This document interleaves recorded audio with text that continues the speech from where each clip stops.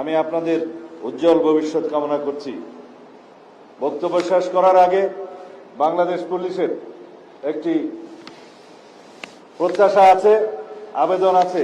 বিভিন্ন পর্যায়ে আমি আলাপ করে এবং সর্বস্তরের পুলিশের কর্মকর্তাদের সাথে আলাপ করে যেটা অনুধাবন করেছি, বর্তমানের যে পোশাক, এই পোশাকে পুলিশ বাহিনী সন্তুষ্ট নয়।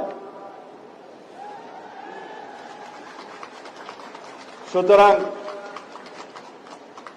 যাতে আমাদের আগের ঐতিহ্যমণ্ডিত যে কোনো একটি পোশাক বাংলাদেশ পুলিশ বাহিনী পায়, সেজন্য সরকারের সর্বোচ্চ মহলে আমরা আলোচনা করে একটি সিদ্ধান্ত দেব ইনশাআল্লাহ।